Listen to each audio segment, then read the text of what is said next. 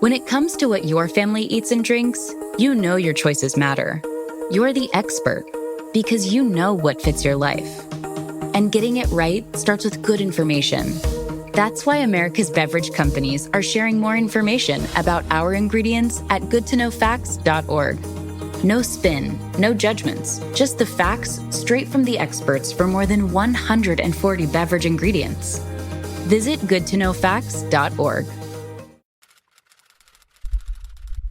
As fathers and husbands, what we do is we tend to be more reactive. You know, it's like, oh man, we're now in this stage. I didn't really see that coming in. It's here. Now what do I do? It's like, boom, it's not just trying to like scramble to get that under control. But when you have somebody who's ahead of you, or a community of people who are ahead of you in these things, dude, it makes life 10 times easier. And it makes it so much more fulfilling, because now you have it's like seeing the Matrix. It's like, okay, my son's going to be 16. He's going to be behind the wheel of a car at the end of March. These are the things that I really need to be looking out for. Who are his friends that he's hanging out with? Are they drinking? Are they smoking weed? What kind of girl is he dating? Are they going to, is he going to be at a party? Is this girl want to get in the backseat of the car with him? I need to start talking to him about preventative things, right? Like all these conversations need to start happening now and not after the fact when he's like, oh yeah, Dad, I drank and drove last night. When you could have gotten ahead of those things. So, and this is no different.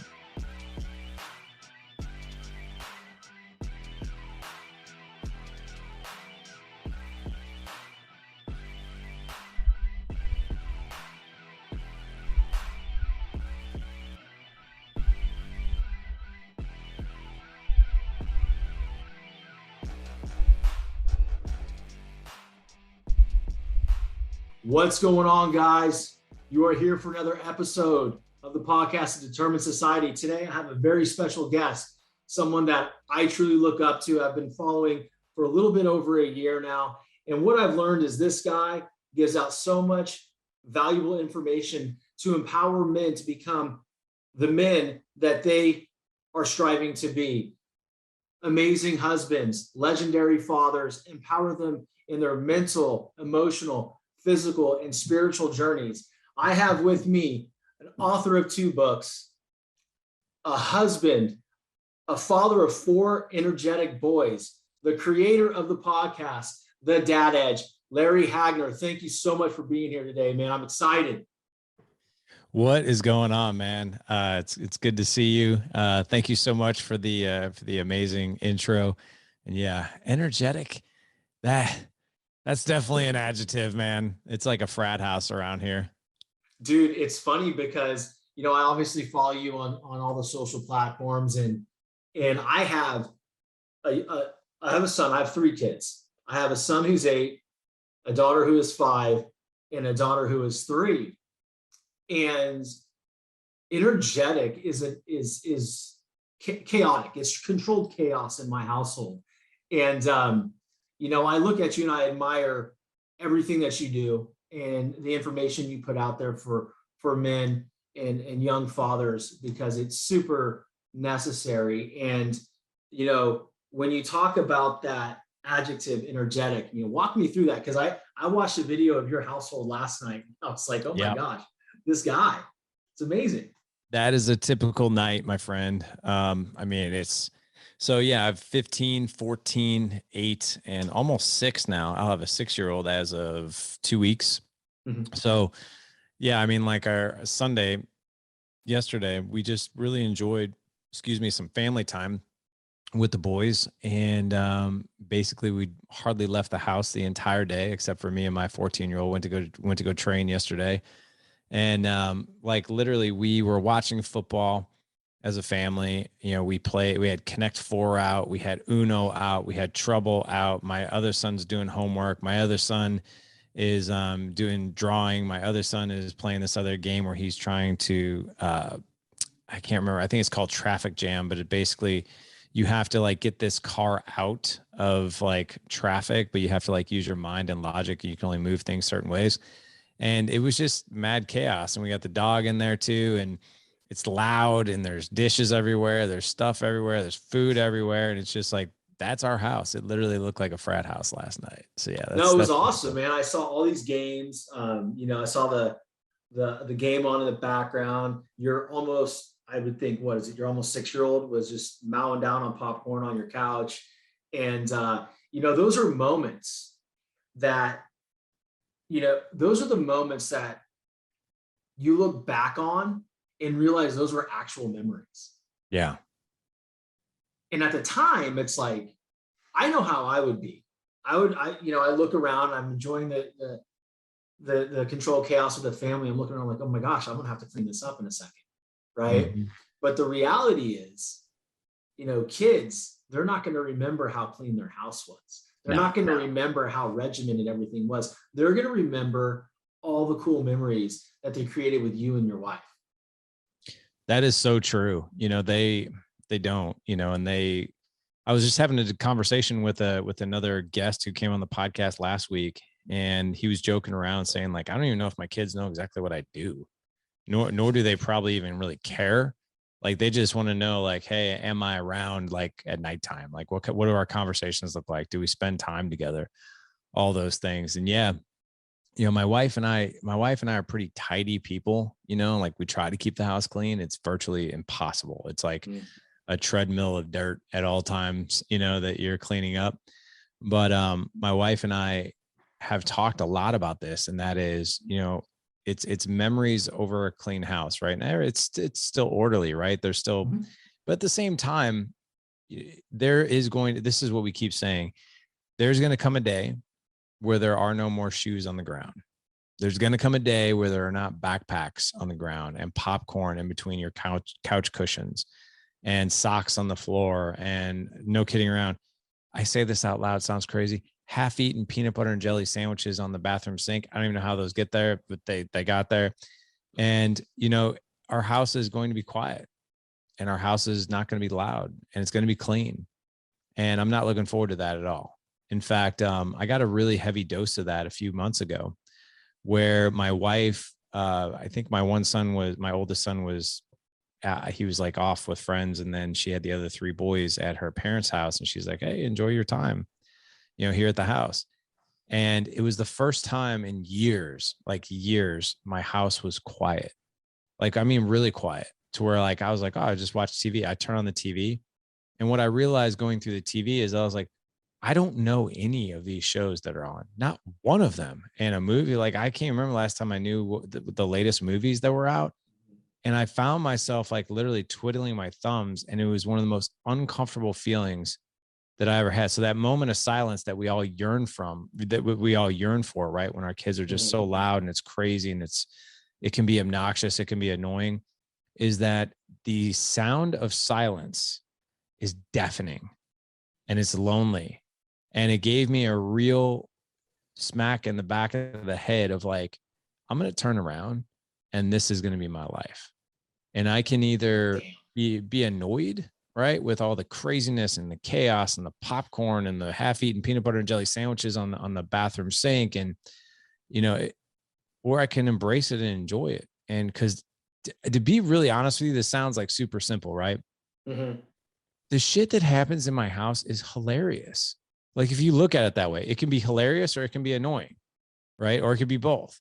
But if you really look at through the lens of, like, oh my God, this is, like, really comical, because there's only going to be a few seasons of my life where, I'm going to walk past my 14-year-old and he is literally going to tackle me, and I'm going to fly over the back of my couch like I did last night. And we're both laughing our asses off. And my wife is like, my God, would you two stop it? Like, right. And the dog's barking at us. And I'm like, this is the best, man. This is the best.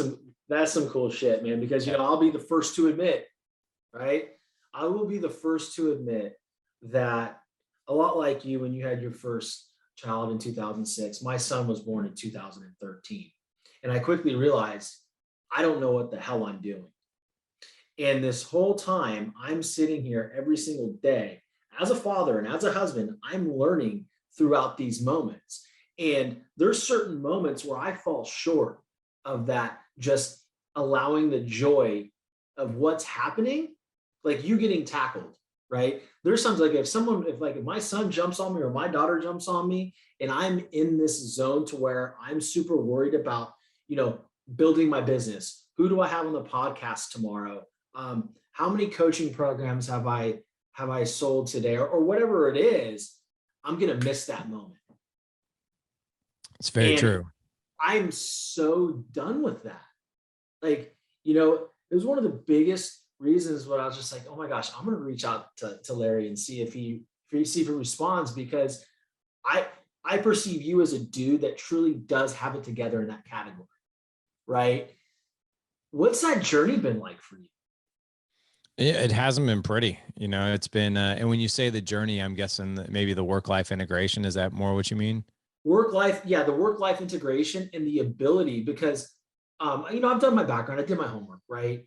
And early on, you know, the patience was slim, you know, quicker to anger. And I feel like that's something that I've been working on the last few years. Right? Sure. Yeah. And, you know, patience, here's the interesting thing. Patience. So we set ourselves up for failure as fathers, and even parents, really, women or not, you know, they're still included in this category. Right. Mm-hmm. But if you really think about what patience is, first of all, we set ourselves up for failure because we have this perception. I don't know where this perception actually really comes from. I honestly, I have a theory on it. And I think the theory is this, is that being a good father is so intimate to us, and it's so important. Like, listen, a guy can take or leave a job, right? We actually have a pretty heavy identity tied to what we do as a living as men, but we tie way more of our identity to how we show up as a husband and father, right? But we're pretty quiet about it, meaning like it's insanely important to us, right? But yet we don't necessarily know how to navigate it to optimize it, right? So we're kind of quiet about it. We're kind of like stealth about it. Like, I'm going to try this. Like, man, this is like really, really hard. I don't want to tell anybody it's hard. You know, at the same time, like, I really want to do it well. I don't know really what that even really looks like. So we have this perception when we become parents that somehow, some way, patience is supposed to naturally just come easily. Right. Well, it's our kids. I love them. I should be patient with them. And if I'm not, I'm a broken, horrible, weak man. Right. That's not true at all. It's not true at all. You know, patience with your kid. I had a really good friend of mine. He's also one of our coaches, runs one of our call teams in the Alliance. He said, when your patience runs out, that's usually when your skill set of whatever it is you're dealing with has also run out. And that's very true, right? You're frustrated with what's happening externally. Like, maybe your kid's acting out, right? Or they just talked back to you, or they just did this or that. And now you're like, oh crap, I don't know what to do about that. And then, like, all of a sudden, then we're triggered internally. It's like, I'm not really sure what to do about that, but I know I'm getting angry, getting very, very angry, and I don't know what to do. So therefore, boom, it just comes out in like a controlling sort of rage, right? Yeah. And what we don't really realize is that patience is no different than emotional resilience. It's just packaged up and branded just a little bit differently. So there are ways, all the Navy SEALs I've had on the podcast, all the special operators, all the mental tough coaches, they all, if you really look at what they have said in the podcast, is it's all the same themes. You can't expect a Navy SEAL to be put right into battle, going from just a Navy, whatever he is. I'm not sure what the rank is. And then he's a SEAL the next day. And then you put him in this hardcore mission, and suddenly he's supposed to be incredibly mentally tough, emotionally resilient, and even physically up to the challenge without going through buds. Like, it's all through buds that he starts to learn, like, oh my gosh, it's all about team, right? It's all about asking for help when I need it. It's all about, in order for me to dig deep, I have to test myself to know that I can actually be resilient in this space, right? And being patient with your kids is no different. So I'll give you a quick example here. And this came, the variety of things that I teach. There's 7 skill sets within patience that I teach, and all of them just sort of came from different avenues within, like, these special operators or mental tough coaches and whatnot. So in other words, in order to be resilient, right, or to practice more resilience, you've got to be very guarded about what it is that you're going to consume or take in, right? I'll give you a great example. Most people, they use their phones, right, to wake up in the morning. They set their alarm that way. All you have to do now, what happens is all you have to do is, what most people will do is they will automatically start checking their phone within 15 seconds of waking up, right? You don't have to look far. I just swiped right on my phone. I have no idea what it says. And then there were 2. The FDA gives full approval to Moderna's COVID-19 vaccine. I'm not sure what that means. Why the Omicron wave has spiked so sharply and then and then decline so rapidly? And what's in store for the Ukraine and Russia? So it's like, I haven't even opened my eyes for 15 seconds and I'm like, oh yeah, there's COVID, right? Oh yeah. Oh, well, what does that mean? What does that mean? What does full approval mean? Does this mean more mandates? Does this mean this? Does this mean that? Yeah. And what about Omicron? Like, what does this mean? Is the decline? Is there something I should be alarmed about? All of a sudden, like, I'm triggered, right? Right. And I haven't even gone to my text message to see how far behind I am there, my emails, or my boss just might have emailed me or whatever. Suddenly we're triggered. And I like to call that the domino effect. Once you're triggered that early in the morning and you're in this sort of beta state of mind, when you first wake up, your brain is truly not ready for that. That's why, like, if you look at like the Navy SEALs and BUDS or even Green or any type of even basic training, one of the first things that they do is they wake them up at 4:30, 4 o'clock in the morning, and they come in like with firecrackers, like in the trash can, right? They come in banging trash cans, right? They come in with like gunfire outside their thing. They're waking people up in this crazy triggered state. So it's practice that they can be more resilient. Now, what I always tell guys is you got to be very guarded about what you're taking in that first 60 minutes of you being awake, because you can either start decimating your patience or you can start building it. So I'm a big fan of like morning routine, right? But the other thing too is there are things that we can do. One of them I teach is never, ever have expectations around how your kids are going to operate. Now, I say that with caution, okay? That doesn't mean you want your kids to act a fool. I'll give you an example that I personally fall, victim to a lot. Dinner time for me is like a sacred time. Yes. It's the time where I'm not working anymore. We've all come together to gather as a meal. And I just I want it to be positive, right? And I want it to be fulfilling. And I want each kid to go around the table and talk about the things that they went through during the day, the things that made them happy, the things that challenged them, all these things, right? And I want us to laugh and have a good time. And it's like that 10% of the time, right? Right? Listen, you've got 6 people in your family. One of them is bound to not be happy. Okay. And it might be the littles, and the littles are talking over people. They're acting a fool. They're spilling stuff all over the place. They're pissing their older brothers off. My wife is like, guys, come on, just calm down. And you're just like, God bless. I just want to have like a nice meal with my family. Like what's got to give to have this, man. Right. Yeah. And so what I've learned is, I have to go in with the expectations. I'm like, okay, my kids are going to act like functioning human beings, okay, to some degree, right? I do have manners, right? Right. But I can't put the expectation of like, this is going to be the most epic dinner ever. Because what I'm doing is I'm setting myself up for expectation, right? Which is the antithesis. It's the complete opposite of what we call curiosity and appreciation. Like I could sit down at that dinner table and my 14-year-old or whoever might have just had the worst freaking day of their life. And they're in this headspace of like, I just need my family right now, or I'm in a really bad mood. I'm going to take it out and on all of you. And then we realize, wait a second, what's going on with you? You help us understand what, and then, but being tied to that expectation, I always tell guys, be very vigilant of something going wrong. Be ready for not don't expect it, but be ready for it. Right. And once you're ready for it, you'll be prepared to respond accordingly, not react because my expectations are not being met. Like when I sit down at dinner, I'm like, okay, I really hope that this is going to be a positive experience, but I'm also well aware that my 6-year-old, my 8-year-old are going to be acting like morons. Okay. And I'm going to be ready for that. And I'm going to respond and not react in a rage and be like, would you please sit down, eat your food, be quiet, right? Instead of like, hey man, like pull up your seat, eat over your plate. Right. But I think that you need to be prepared for things like that. The other thing too is that you also have to be very, very prepared to know skills. Like, listen, the Navy SEALs are really big on mantras, right? That when life is getting freaking horrible, right? And it's like treacherous and they want to give up. Mark Divine came on the podcast.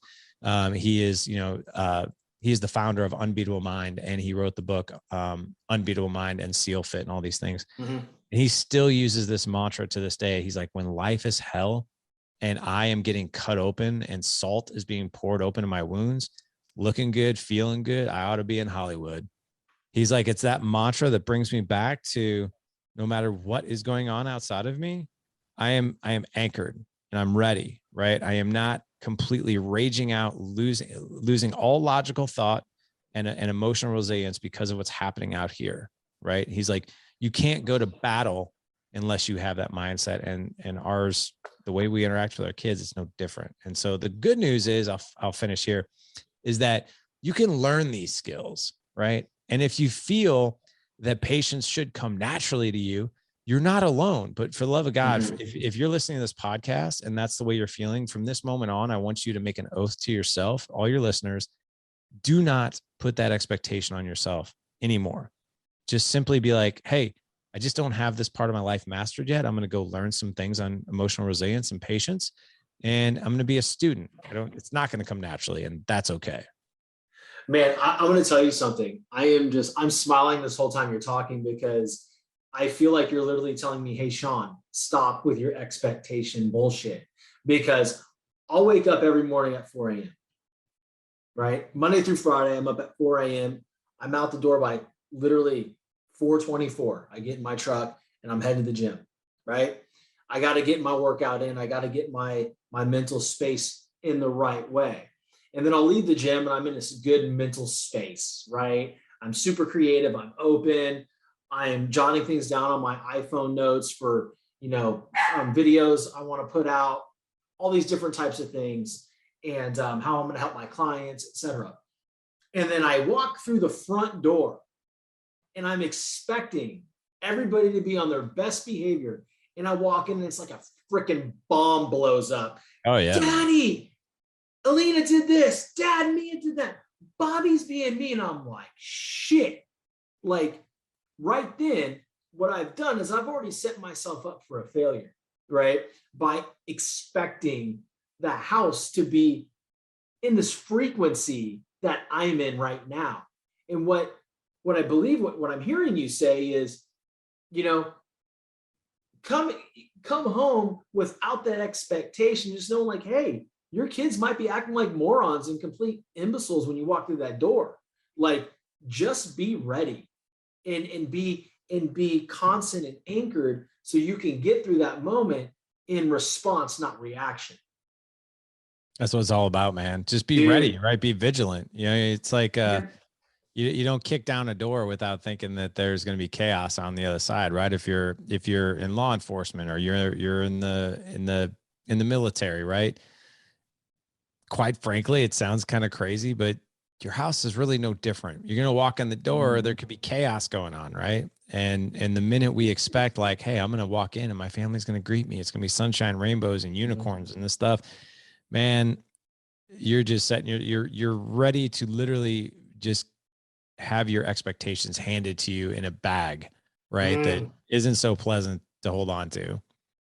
Larry, this is incredible, because like, I feel like just naturally I go into that space, right? To where I'm expecting, dinner time to be amazing. Because what we like to do at our dinner table, right? We sit down and we eat every night. I'm grateful for this, right? We do the grateful thing. My kids call, can we do the grateful thing? Can we do the grateful thing? And then like my son will start, my 3-year-old, like, she's the boss of the family, right? She's boss baby times 100. And so, okay, I want Bobby to start. Bobby, go. What are you grateful for? And then he starts talking and she starts interrupting. And then it's just, and I'm watching this, I'm like, okay, cool. And then at one point in the meal, we all get through the grateful thing. By then I'm starving, right? And then I finally get a chance to connect with my wife and have, maybe like a 20-second conversation with her, and the kids will just not let the shit happen, right? And what I do is I get super frustrated, right? I was like, oh my God, I'm trying to talk to your mom. Like 20 seconds, can you just stop talking? And really, like, I'm just not preparing myself for that moment, right? Like, really, if it's a 20-second conversation, can it wait until 7:45 when the jokers are asleep? Yeah, it really can. The problem is where I go into is like, well, I've waited all day to talk to my wife, right? Because I'm doing this and my corporate career until I'm able to do this full time, right? And then my wife is working. So throughout the day, we don't really have that time for that exchange. So, I mean, all of this stuff, man, is is hitting home, and I'm glad we're talking about it on this podcast, because as I mentioned to you, the majority of my listeners are men, like 25 to 43. We're all going through this. And part of my mission every single day is helping men speak up for themselves, because men have their insecurities, their limiting beliefs. They want to make more money. They want to have epic relationships with their wives and their kids. And they want to lead, as you would say, legendary lives. But we don't know how to speak up, right? And be open and honest with how we feel. So I'm loving that we're having this conversation, because I feel like so many men are going to get a lot out of this episode, listening to how you go through your day as far as it pertains to patience. Yeah. And I would love to sit here and tell you that I'm freaking fantastic at it. Right. Every day there's a mistake. Every day there's a high point. Every day there's a low point. Some days I am better at, really digging into that skill, that I used to have basically no skill at. And then there are other days where I'm not. But I will tell you this, the one thing I have learned is that I'm much more aware. I call it seeing the matrix. And when it comes to patience, I am much more aware when I feel a trigger coming, right?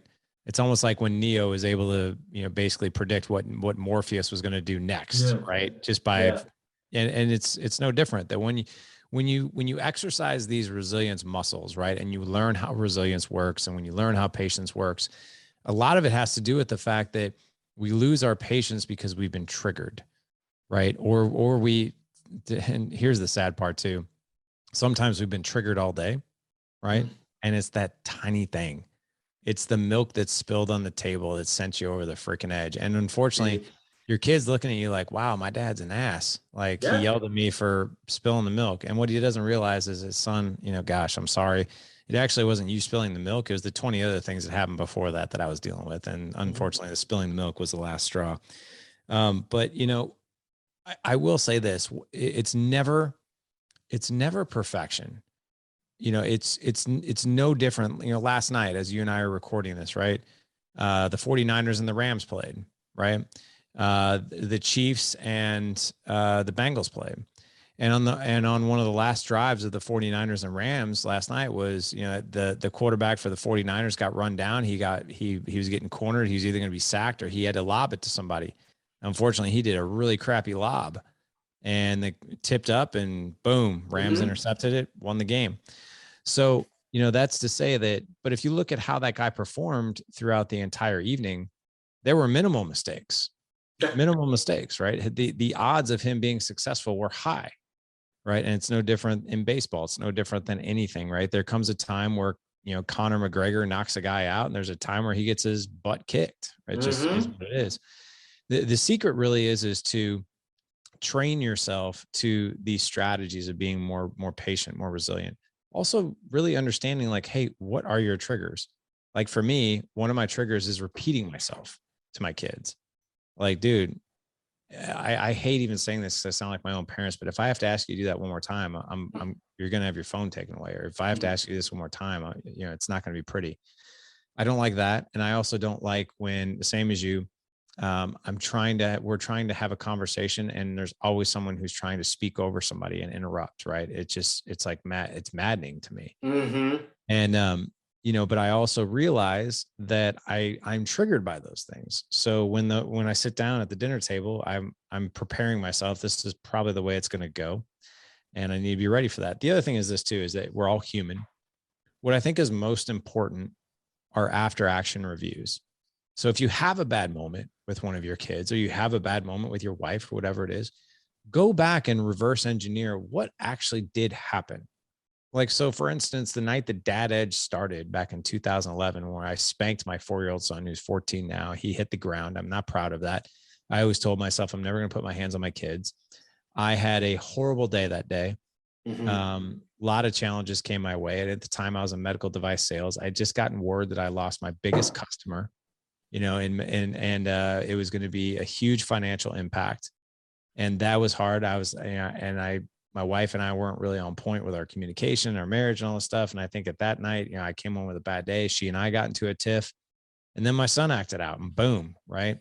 Now, if I went back and reverse engineered all those things, and I was like, okay, where did all these things happen? How did I not handle things the best way I could? How could I have done things a little bit differently? What would I have done? And it's in those analysis that you start to really learn how you're operating, right?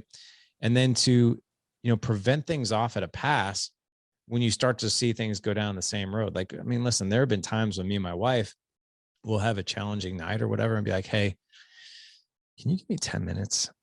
Like, just give me 10 minutes. And sometimes, man, for me or my wife, it's literally going into our bedroom, me putting on my headphones and just breathing, for like 5 minutes just to catch my breath, right?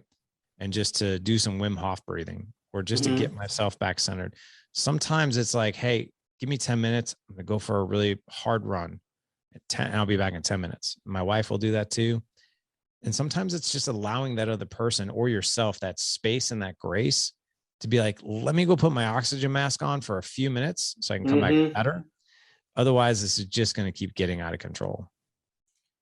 This is exactly what everybody needs to hear, right? And I think when you're talking about, taking these necessary timeouts, right, is it asking the right way or in a non-confrontational way? Because I think there's a lot of times where I ask, like, or I'll walk away, right? I'll walk away. Well, where are you going? I'm like, well, I'm taking time. That's not the proper way to let the mother of your children know that you're going to take time, right? Sure. How can I expect her to receive that well? How she sees it is her man's walking away from her. What she says or what she's feeling is not important to him. And really, the better way is to say, hey, listen, let me take 10 minutes. I'm going to put my headphones on. I want to breathe a little bit. I want to come back better. Why don't we do that all the time? Well, the ego kicks in, right? And it's the need to be right. It's the need to want to win the fight. Well, when you win the fight or you have that need to be right, all you turn into is the asshole in that moment, right? And I truly value everything you're saying. And when you saw that hand gesture, when you said medical device, I'm a medical device. Oh, are you? I am. So I know exactly how that feels. You come home, you've been dealing with surgeons all day and a case didn't go the way, your product didn't do what it said it was going to do. And you know that it was user error, but you can't say it because we're general surgeons. And it's just like, you're blackballed from the OR at that point, right? So like, I feel that. And, I didn't start out quite how you did as far as your, the dad edge, but it's a really amazing share. And I appreciate that because, I grew up with, if you act out, you're going to get the belt. I'm going to whip your ass. And it was a lot more bark than it was bite, but, and I always thought that when I had kids, I'm like, oh yeah, I'm going to spank him. I turned out fine. And then once my firstborn was here, I was like, there's no way I'm ever laying a hand on him. And, and I still haven't, but, sometimes my reactions to them when I have a bad day is even worse because it's psychological. It's like, why is dad so mad? Why does dad not want to talk to me? Why does dad not want to play with me?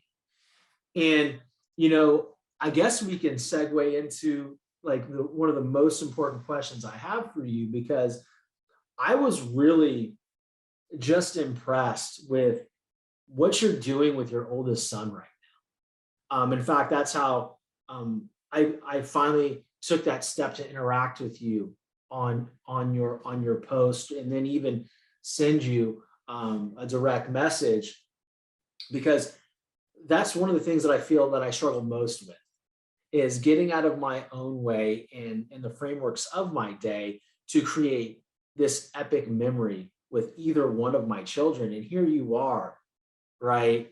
And I'm going to let you share it, but you're literally preparing to compete for a bodybuilding show with your oldest son. Talk to us about that journey.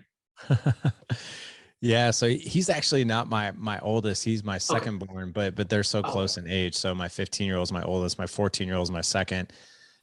So it's amazing, right? 4 boys, all of them are so different, and I've got fascinating connections that are very unique to each one of them. Luckily, my oldest one is very, very active. He's a runner, and so he does track and cross country, and then he also plays musical instruments. And I can't play a musical instrument to save my life. I've tried, and I'm terrible at it, and I've been working at it. But he and I, we have running in common, and we also have some other things too. Like the way we talk is like we're both like very empathetic human beings, and we talk very well together. Now, my 14-year-old he's very athletic, very strong, very determined, very stubborn, in a good way, a bad way too. Very introverted, and will literally die before he gives up on something. Like he's literally that way, which I think is amazing. So he's played football for the past 5 years. He's been, a fantastic athlete. He's 135 pounds, and he plays on the offensive line. He is the lightest one on his line by 50 pounds minimum. But he's insanely strong and athletic, and he's got a heart of like, I will never give up. So he played all last year on the offensive line, did really well. So this is his last year, putting on his middle school football uniform. He's been playing for 5 years. He's getting ready for freshman football next year. And his birthday is on January 1st. So we've had the same tradition as a family. We watch the Big Apple drop. We play games. My wife and I have a few drinks. We all eat terrible, all this stuff. And then at midnight, he blows out a candle. And then the other thing too, is we asked the boys, on New Year's Eve, we're like, hey, what are we doing in 2022, right? What are we going to do that's big? How are we going to make memories? How are we going to make experiences? Like, what are we going to do as a family? How are we going to connect all these things? And my son, it was funny. I did bodybuilding from 1995 to 2011. I did 12 shows. Never the biggest guy. I'm 160 pounds when I hit the stage. I just try to get as lean as I can. I've always actually done surprisingly well in shows, but it's not because I'm the biggest. But 2011 was the last time I competed. And back in June of last year, in 2021, we went on a family vacation, and we were at this pool. And Mason was like, he's like, Dad, like, I'm really into fitness and how I want to lift heavy weights and do all sort of stuff. I'm getting ready for football. He's like, I want to do a bodybuilding show like you used to do. And I'm like, wow, man. I was like, I don't think they have bodybuilding shows for kids who are 13. He's like, well, why don't you Google it? And I Googled it, and I was like, holy cow, man. I was like, there's actually 4 of them not far from where we live. And they're in 2020. He's like, when's the first one? I was like, April 30th, 2022. He's like, okay. He's like, we should do that. I'm like, okay, yeah, cool. Football season hadn't even started yet. I'm like, this will be here today, gone tomorrow. Sure. And, he goes through football season, and then New Year's Eve, he's like, hey, I've been thinking a lot about this.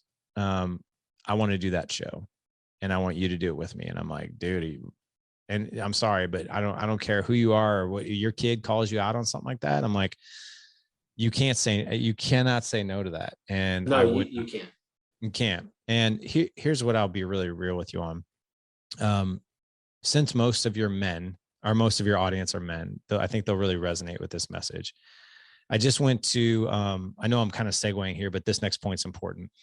Over the past several months, what I've noticed in my own life is that something was missing, and I didn't know what it was. And I just couldn't put my finger on it. I'm kind of like you, I rise early in the morning, work out, do my thing. I'm always into self-care. I eat pretty clean, all these things. But I noticed there was something missing. And I went to this Squire program, which is a rite of passage. It's a 15-hour crucible for a man and his son. It's out in California. I took my oldest to it. And it's a lot. It's physically, mentally, emotionally taxing, to go through this with your son. It's not easy. But one of the things that they said is every single man, young man, old man, whatever, you need 3 things for a fulfilling life. And if one of them is missing, 2 of them or all 3 of them, life feels really off and terrible. Every man needs a battle to fight, an adventure to be had, and a beauty to love. Now, the actual term is beauty to rescue. I personally I don't like beauty to rescue, because I feel like if I'm going to share that point with my kids, they're going to think of a codependent relationship. I need someone I need to save. I don't save anybody. You need someone to love. So I thought about that and I was like, wow, I really don't have an adventure to be had right now. And I certainly don't have a battle to fight that's big, that makes me uncomfortable. So I thought to myself, I was like, okay, I will do that with you. And the coolest thing about doing that with him, honestly, is the 5-6 hours I spend with him pushing heavy weight in the gym. I mean, listen, I'd like to sit here and tell you I don't care how I do it at the competition, but I'm way too competitive to tell you that. And I do care, and I'm dieting hard for it. But what I really have enjoyed, and I'm filming it and I'm taking photos of it and I'm documenting it, is this journey with him, right? To see this young man like push himself, and he's pushing himself hard. I don't have to hardly do it. And to have that time with him, right? And the cool thing, I love these like subliminal messages that are being sent while we train together, because I will purposely push myself during sets to where he's having to lift weight off of me, right? I mean, like when somebody's spotting you, you're going to go those extra 2 or 3 reps, right? Or whatever it is. And when I'm doing bench press, I mean, I'll look at him and be like, I'm going to shoot for 5, on this set. I'm going to try to get to 7 since you're spotting me. And I will get to the point where I cannot physically push the weight anymore. And this kid is the one pulling it off as old man. Right. And I do the same for him. And I think the message that really sends is, hey, you're never too young to be a support for your old man. And as your old man, I got you. I support you. I'm here to push you. I'm here to challenge you. And I'm also here that when shit gets heavy in your life, I'm going to help you. Right. So it's been quite a journey. He's not really dialing in his diet yet. I am. He doesn't have to. He's already at like 7% body fat. So he's going to look good either way. Yeah. But it's been cool, man, to just walk this with him. I think it's impressive. In addition to everything you just said of what the subliminal message is, what it also signifies is it lets him know that you are there, right there with him, modeling the behavior that you want him to have in life. Because all too often, parents growing up, you do as I say, not as I do, like all that kind of old school mentality, when really modeling is so important, right? Our children are going to grow up and do and be and have the way that we associate and project onto the world.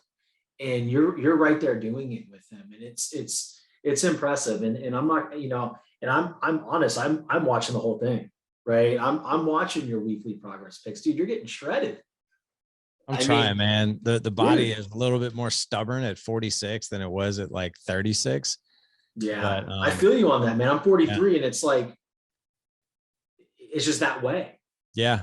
There's really no explanation in the scientific or what they say is once you hit 40, it is. Right.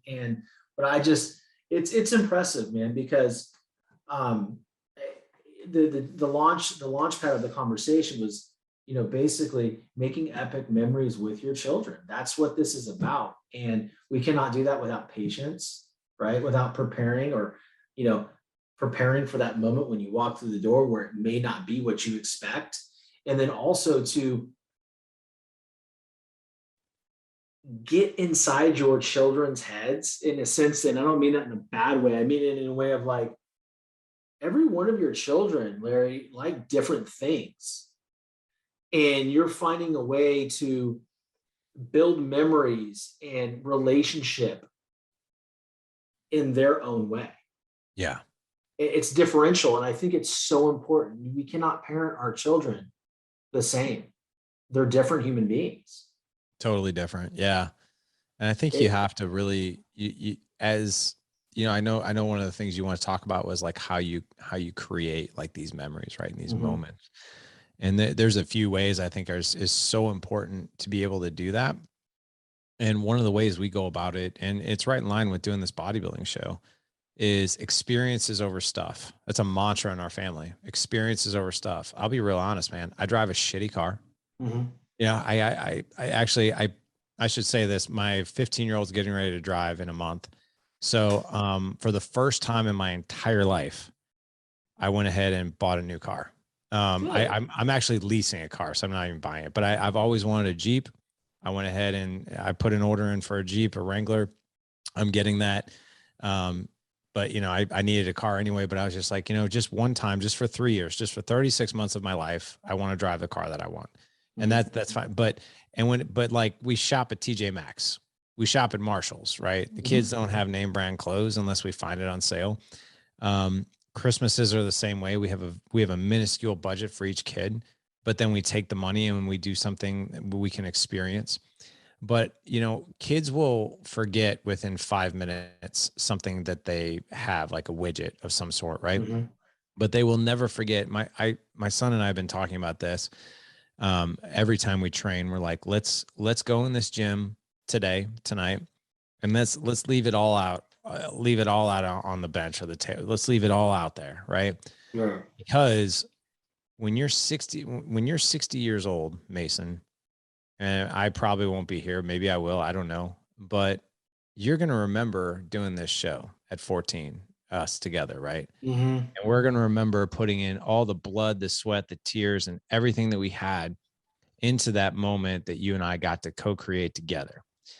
And, I want, as Jessica and I, my wife and I, as we navigate life with these boys, that's really the search. That's really what's on our radar, is like, let's do things that these kids will remember for a lifetime. And I'm not talking about like extravagant trips to Hawaii or something like that, but I'm talking about like, let's go explore. Let's go caving as a family.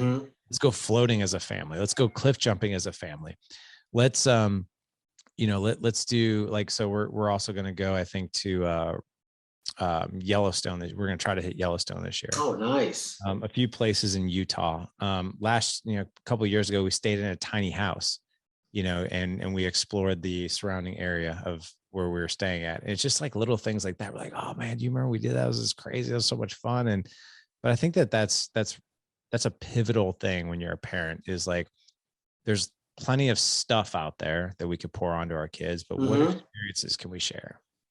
Dude, I'm almost hesitant to let my wife listen to this episode, because she's going to look me straight in the eyes and she goes, I told you so. Oh boy. Oh, right. Man. But no, it's just because, we, again, modeling, right? I grew up a certain way. It was like, I had all the new shit. Right.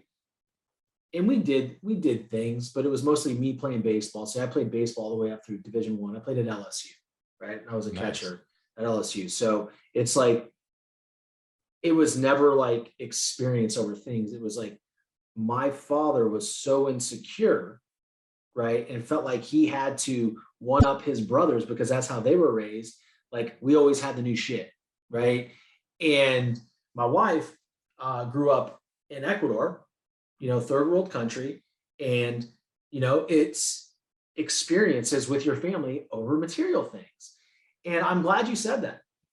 I'm really glad you said that, because it's one of my struggles. And I know it's something that I need to really subscribe to, because my kids aren't going to remember the Pokemon that they had, or the cool Frozen Castle at 5. They'll forget that shit when they're 15. They'll almost be embarrassed that they had it. Right. So it's like, this is all awesome. And dude, I could literally talk to you all day, and I know we're, kind of running on our time budget. I know you're busy, man. You got things to do, but, I have a couple more questions for you. Yeah, man. I got plenty of time. Okay, cool. What's some of the advice that you could give young fathers in their journey of fatherhood, like right off the bat? Ooh, oh man, that's a big question. And and I'll answer it like this. Here's a great perspective. You're in medical device sales. Who do you work for? ConMed. Oh, okay. ConMed. Yeah. So I worked for Cardinal Health, Care Fusion. I worked for Smith and Nephew in there for a little bit too. Okay. Here's what I'll tell you. I want all of your listeners to think about what it is you do for a living, because men can identify with that really easily. We have some guys who are in the military or former military, right? We might have some guys who are cops and firefighters. We have guys like yourself who are in sales, right? Anything that we do and we do well, we've been through training, right? And we've also been what we call, continuing education, right? To constantly refine the skills. I don't know about you, but when I first got my first taste in medical device sales, they certainly didn't throw me into the OR with scrubs on and be like, best time of your whole life to go figure it out. Be like, no, you need to, first of all, you need to understand what is the sterile field? What does aseptic delivery mean? Why do you wear a mask this way? This is how you don a mask. This is how you put on a gown. This is how far you can get from the sterile field. This is how you can instruct your surgeon. I went through 3 weeks of home study, 3 weeks of away training, another 3 weeks of home study, and then another 3 weeks of away training where they basically simulated the OR, right? There was no way that they're right. There's no way. And that was for my first gig with Cardinal Health, which was surgical drapes, gowns, bouffant, cover, all the non-sterile apparel, and then all the sterile packs and all that. And even for that, which is kind of considered more of a commodity, right?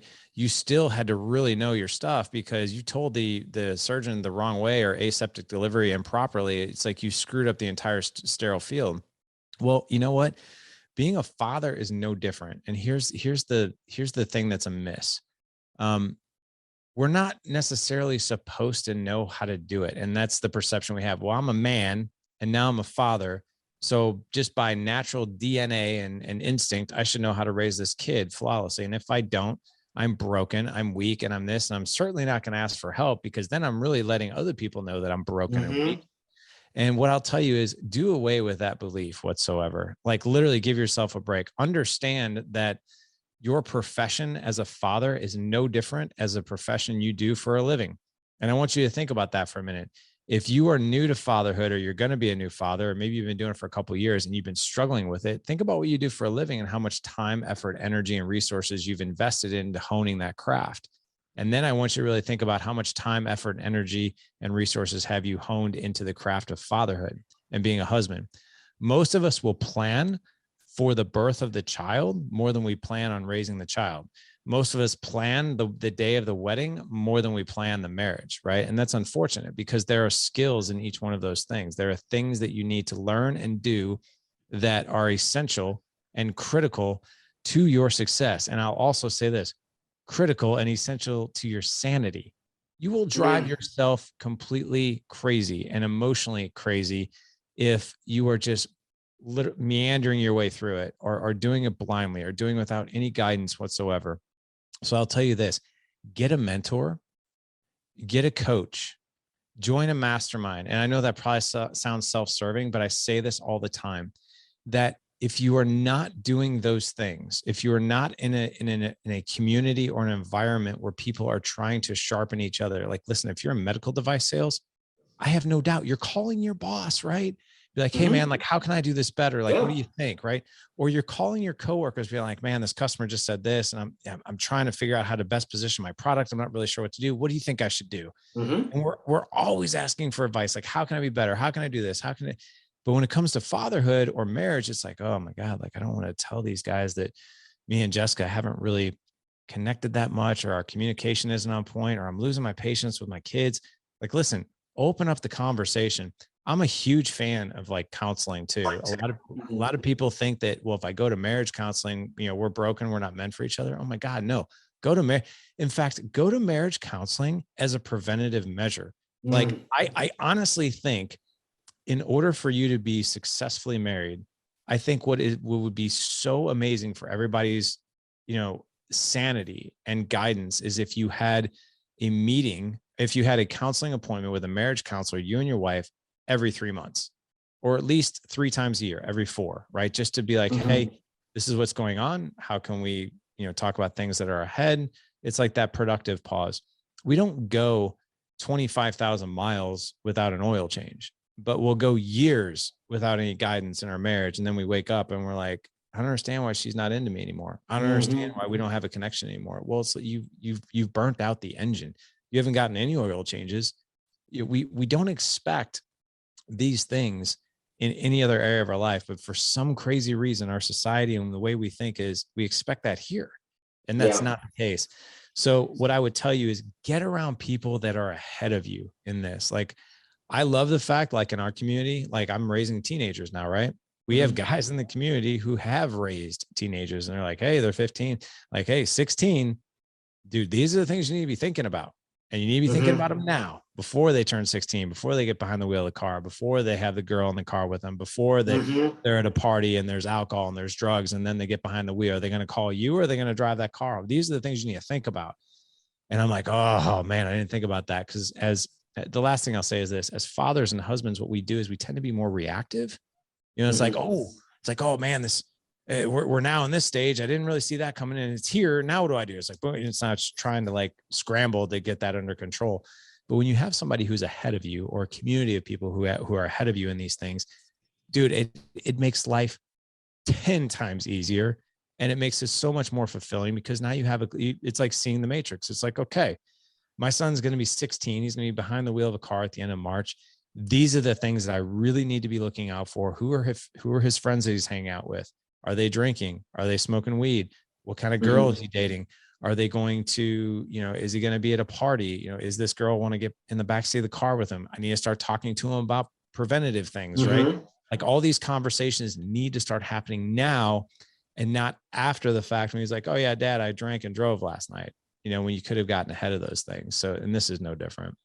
Yeah, man. I mean, it's super important. And, I want to address something, it's not self-serving, it's needed. Yeah. Right. And if men don't seek these things out, like my listeners, like I'm going to be 100% transparent with my listeners. I've already reached out to Larry and his team. Like, I'm going to talk with Larry after this show to possibly have a discovery call for me joining his program, so I can learn from him. Everybody needs a coach. I have a physical transformation coach. I have a business coach. And I would love to have Larry as one of my coaches, to make him my third coach. So for those people out there that feel like you can do this alone, maybe you can, but maybe you can be just a little more effective in getting with people that have been through this, that are ahead of you, like Larry said, to help you achieve your goals in your marriage and in being a father. I think it's super important. Because it is. I've gone years without that coaching, right? And now I'm sitting here with two coaches because it's time. It's past time, right? I mean, I'm 43, and I'm looking to build something here. So the more people I can have in my corner that have done that, been there, done that I'm in alignment with too, guys. That's the other thing that you have to understand is finding people that you're actually in alignment with, and that their energies speak to you, and not just hire somebody because person XYZ says they have this person, or that person is super famous. We need to find people that we can connect with, that understand what we're going through, and what better way to hire coaches that have been exactly where you're at. Yeah. I totally agree. I'm a huge fan of that. And I'll share with you just a couple of reasons why. We have this quote, and it says, you can go alone and go fast, or we can go together and we can go far. Right. And then there's another quote. Neither one of these are my quotes. A guy by the name of Aaron Walker came on the show and shared this one quote, and it's, isolation is the enemy of excellence. Like, we can actually get to unbelievable levels if we allow people to be our guide, right? Or if we're allowed to be a part of if we're a part of a community where there's crowdsourced wisdom of experiences. Like, listen, I'm no different than you. Like, I practice what I preach. I'm always paying a mentor. I'm always paying a coach. Like, I've done 12 shows. I know how to diet down. And like, I have a client of mine who I basically reached out to him like, hey man, I'd like to work with you on these last 13 weeks to help me dial this in. Right. And he's a competitor. He does this for a living. He's like, yeah, no problem, man. I'll give you free access to my thing. I'm like, nope. I was like, do not do that. I was like, I know myself, and I will take it more serious if I have skin in the game. And if every Sunday I have to hit accountability and tell you where I'm at. Don't let me do this on my own. It'll be disastrous. Okay. Now I'm a pretty disciplined person, but I won't be as disciplined if I know I have to answer to somebody. So it's really important. And the other thing I'll say is this. I'll share this really quick story. I think it'll really hit home. You have coaching clients. I have coaching clients. And I was really I was really unaware of coaching, I would say, when I first started this, especially back in 2015. And I always knew like a coach would be powerful in my life, but I didn't really know what that looked like because I never worked with one. And I'll never forget the very first time I joined a mastermind back in 2015. It's a funny story. I joined a mastermind called Iron Sharpens Iron, ISI. It was with Aaron Walker. He had bought and sold, 8 different businesses over the course of his life. He's in his 60, I think he's 60 now. One of Dave Ramsey's closest friends. They've been in a mastermind for over 25 years together as participants, like the two of them. And, I really wanted some direction with what we're doing here at Dad Edge. And at the time I just had the podcast and I had no clue what the hell to do. Not a clue. And I watched Aaron. I knew he had this group, and what he basically helped was Christian businessmen grow their business and basically surround yourself with other uberly successful Christian businessmen to help them as well. So I met with Aaron, and he was just like, yeah, man. He goes, here's the deal. He's like, you can join one of our Monday groups. It meets at this time. You got these 10 guys in the group. They're all highly successful. You do really well in it. It's $600 a month. You meet once a week. And I'm like, wait, what? $600 a month. And at the time I had no revenue in Dad Edge. It's just, it was a hobby that was actually costing me quite a bit of money. And he's like, I was like, I don't have your revenue to support that. He's like, okay. And I was just like, well, I can't afford it. It costs too much. And he's like, he just kind of shook his head and smiled. He goes, Larry, look, you're young. He goes, I'm just going to tell you this. If you decide to work with us, it's going to cost you $600 a month. It's going to cost you an hour of your time a week. But what you're going to get is you're going to get some real know-how, and you're going to know exactly what to do. You're going to know exactly what to do next, how to build it. When you have questions, we're here for support. We're going to hold you accountable to go do these things. And in probably a year from now, your business is going to look completely different than it is now. He's like, and you could also not do a thing because you feel it costs too much. He goes, but here's what I invite you to think about. There's a cost to doing life, right? There's a cost. And he goes, and I like to think of that as an investment. He goes, but there's also a cost in not doing anything. And that's opportunity cost. And I was like, well, and at first I was like, what do you mean by that? He's like, well, here's what I mean. I want you to imagine your life 12 months from today. You and I are talking 12 months from today. You did nothing different and you just kept going. And I want you to think about what, if you got no guidance in your organization, no guidance in your podcast, how that would impact your marriage. What would that do to you with your kids and that kind of thing? And I really want you to think about what would it be happening in 12 months? And I just kind of paused, and he goes, you got 24 hours to get back to me. And either way you land, totally fine. He goes, and if you decide not to move with us, here's what I'll tell you to do. From this day forward, look at anything that you invest in as a cost to doing something and a cost to not, because there's both. I hung up the phone. I called him back in about 11 minutes. And I said, I'm in. Because what I knew in that moment was the opportunity cost was way greater than actually being like, hey, I'm going to do this. Right. And I realized, well, Dad Edge is not going to even happen because I'm going to run out of capital. Right. This mission will completely go away, which means I'm probably going to get stuck and roped back into the same old habits with my kids, not being patient. I'm not going to constantly learn through the podcast. I'm not going to constantly share. It's going to be this massive cost. It could even impact my marriage. And that's when I knew, like, this is now an easy choice. And what I can tell you about is when you're investing in something like that, especially at the time, that felt very high to me. Right. And what I'll tell you is that it made me show up. It made me like literally have a seat at the table and want to take in as much knowledge as I could, as much action as I could, and just learn and implement. I took it very seriously. And because of that, I swear, man, without that moment, without that tough love from Aaron, I would have told you, and well, first of all, we wouldn't be talking, but second of all, I'd be telling my friends, yeah, I had this good idea once and I let it go. It's powerful, man. And guys, I really want you taking that in, because this is a man that has created a podcast, as you heard, as a hobby, and this has spun it into creating this legendary life with his wife and his children, first and foremost. And it's become a business to someone where he coaches people, coaches groups. He's wrote 2 books. I mean, this is all in a matter of how many years? 6 years? I mean, it actually started, in 2011. So it's been 11 years, but then in 2015 is when I started the podcast. Yeah. I mean, so guys, like this is something that I want everybody to take in, because this conversation with Larry has truly opened my eyes to a lot of different things, just about who I am as a person, father, and husband. And I'm looking forward to a furthering relationship, hopefully friendship down the road with Larry. And guys, hold on to people that can help you get to where you want to be in life, not because of their status or whatever it is, their juice, their social circle, but because they give a shit. That's the most important thing.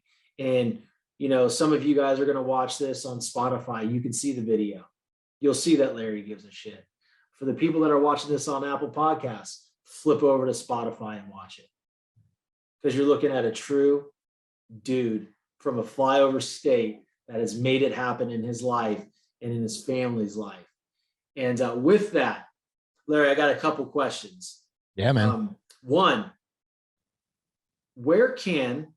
so it's two-part question. Sorry, my dogs are going crazy. That's all right.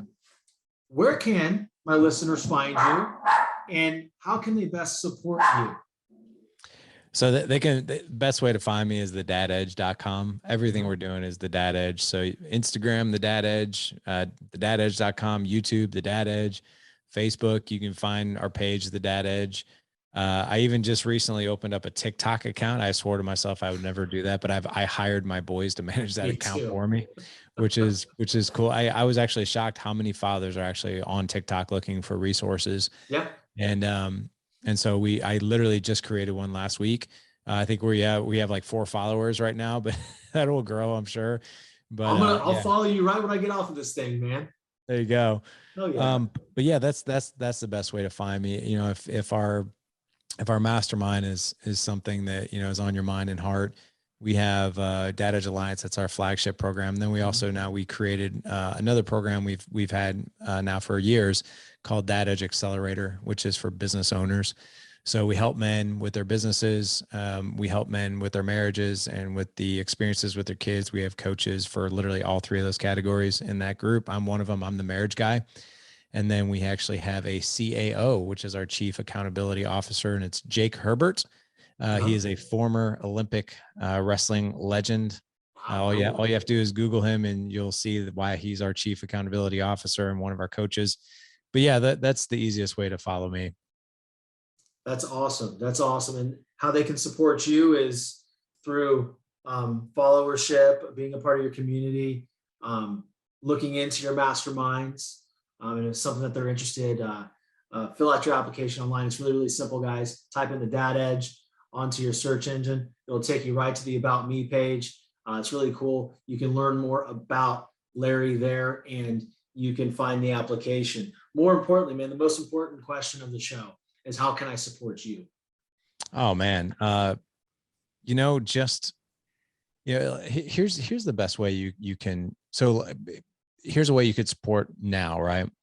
Which is, if you learned anything from this podcast, and obviously talking to you, Shawn, or talking to anybody in the audience, I think what we forget a lot is that people watch us and people listen to us. And if we stand up and we lead, so if you took anything from this particular podcast that you learned, maybe it's a skill within resilience or patience. Maybe it's just something as simple as, I'm not going to check my phone for 60 minutes after I wake up, right? And get my thoughts in my head and my heart right. Maybe it's something, but it's being able to just share one thing, or share it by just simply exemplifying it, right? Because people are watching you. And then, the other thing too is that, we tell the guys in our mastermind all the time. And if you come and do life with us, Shawn, it's no different, is that you're going to operate differently when you're in our community, right? You're going to operate differently within the workplace, within your own mentality, your own emotions, your marriage, with your kids, the whole 9 yards. And what we tell men to do is operate and be very, very proud of how you're operating, because there will be people coming up to you saying, man, what have you been doing lately, man? You just seem different, right? And that's when we always tell guys, like, this is not just for our guys who come and do life with us. The big picture here is we're trying to change the world. We're trying to change the mind and the heart of men to give them the resources they need to be successful. Because what we're really doing is it doesn't just stop at our generation of fathers. You know, what we're doing, the actions that we're taking, like you have 3 kids, I have 4 boys. These boys are going to learn what it takes to be successful based on how we've operated in their life, or we're giving them a fighting chance. And so it doesn't just stop with us. A lot of guys are like, well, if I, you know, do coaching or a mastermind or do this, do that, isn't that selfish? I'm like, man, it's actually one of the most unselfish things you can do, because you're setting up success for your own marriage, your kids, your grandkids, even. It's way bigger. It doesn't just stop with us. So just knowing that other people are watching you. And if you take anything from this podcast or any podcast that you listen to, and you just make these small pivots, make sure that you share these pivots with other people so that we can all be better. Love it, man. Love it. Well, you heard it from the man, the dad edge himself, Larry Hagner. Guys, if you got anything out of this show, please share it with anybody you might think. Tag me on social media. Tag Larry on social media. I want this message to get out. I love you guys. Larry, if you could hang out for a bit, if you got a couple more minutes, I'd appreciate it. Guys, we're out. Thank you so much for listening. You guys have a beautiful day.